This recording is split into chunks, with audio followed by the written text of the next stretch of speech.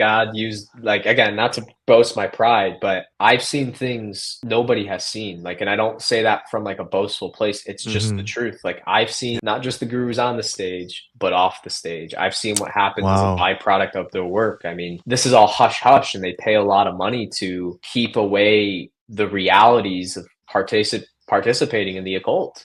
People Wow. die. I mean, people die. People go into psychosis. People get into mental institutions. This is the reality, and I've seen it all. And the fact that, I still don't know, like, did I go through it for a reason, or did I create it because of my sin? I still like battle with that because I don't know. I think it's Mm. both, maybe. I don't Yeah. know. But like, I obviously, like, this is why my priest told me. He's like, he was kind of like, well, it's not that God was like, hey, we're going to put you down a dark path so we can redeem you. He's like, you sinned and you Yeah. kind of let this stuff in. And I'm like, I want to believe, though, even though I did that, there's still a bigger reason for it.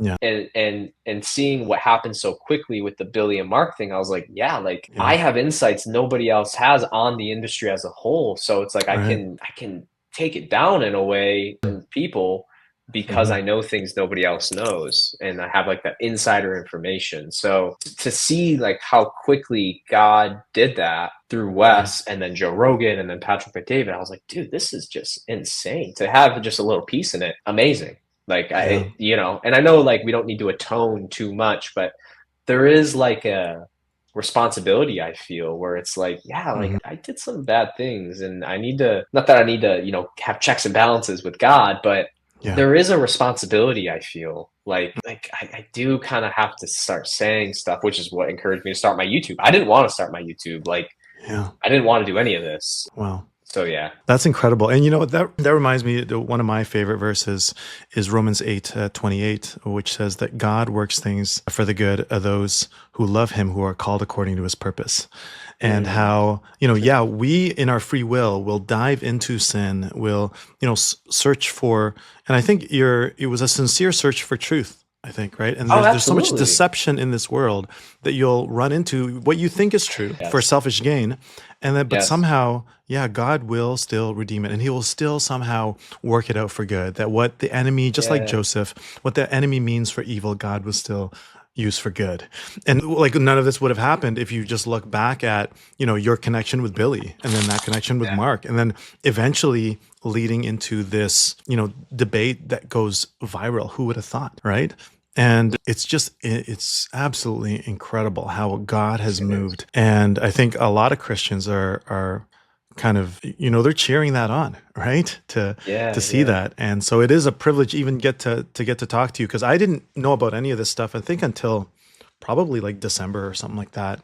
And I just ended up watching the debate. I think the first thing that I saw was Billy Carson is suing Wes, and I did a video on that, and I Oh thought, gosh. hey, is that even possible, right? And then Right. that's when I Right. kind of delved into the rabbit hole, and it's incredible as a Christian who had a little bit experience in the New Age, watching The Secret, following Wayne Dyer, all those guys, without mentioning, you said like you've seen what happens behind the scenes, of course, without mentioning any names or anything like that. Can you explain, what those are? Like, how do you, from your experience, how do you know that, some people might be looking at this and they're going, hey, I want to follow the New Age, and I'm still skeptical of the Bible, and this New Age stuff is getting me results. I saw it in my own life as well, kind of like your testimony.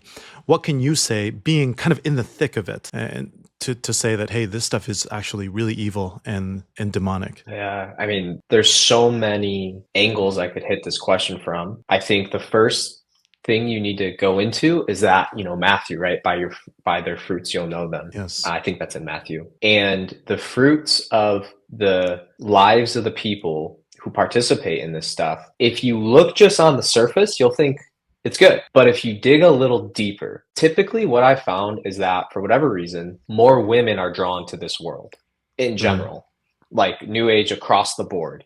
You mm, go to a New Age seminar, you're going to have 70, 80% women. Okay. Those women, from what I saw from, a decade plus being in this world, they start to have like all these spiritual experiences, and they start to believe that they are superior to their husbands. Like, this is such a textbook, like almost like a symptom, if you will. If we had to like mm, diagnose this, it's like, okay, you're a woman, you're going to go to this seminar, you're going to have these spiritual enlightened experiences. Then you're going to start to question, oh, my husband's holding me back from my spiritual potential. He's such a narcissist. He's such a low frequency. This is what starts to happen. So the amount of people I've seen go through a divorce is insane. Like, Wow. insane. Another thing is that people who may be going through a divorce typically are drawn to this stuff because they're like, oh, whatever, Christian church isn't doing it for me, so I gotta dig deeper. There's something more I'm missing because my life is falling apart. Yeah. So to answer the question, it's very rare to see a happily married couple in participating in the religion of the New Age. It's very rare. And if it is happening, they are likely teachers of the New Age. It's bizarre. Like, it's so bizarre. And I believe this is very much like a demonic, again, this is kind of like speculation, but from what I understand, the demons kind of work in like this like network kind of thing. I don't know how to fully, like, I'm not a deliverance or an exorcist or something, but just from personal experience, there's some type of communication somehow. And it's almost like the demons like New Age teachers, like they want to protect them and they want to make them rich. So they like you, like, I don't know. It's like so hard to explain, but there's somehow an intelligence that knows, like, we need to make these people more famous. We need to make them more money. We need to make their relationship look really good. So people are drawn to the fruits of what seems really good. But then when you like dig underneath that and like look at the participants, it's very dark. Like, I'm telling you, divorces, people cheating, it's always a direct attack against that kind of like holy things, marriage, sex, children, and they invert it where it's like, oh, like, you shouldn't have one partner. You should be able to have sex with whoever you want.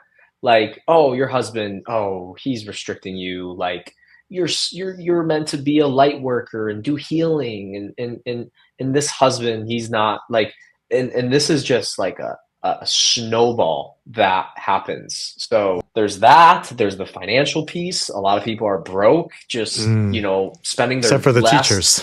Except for the teachers. Spot on. Spending all of their money to go to the next seminar that's going to save them. I mean, they really believe this stuff. I've seen people spend their life savings on this stuff. Wow. And it's quite sad. So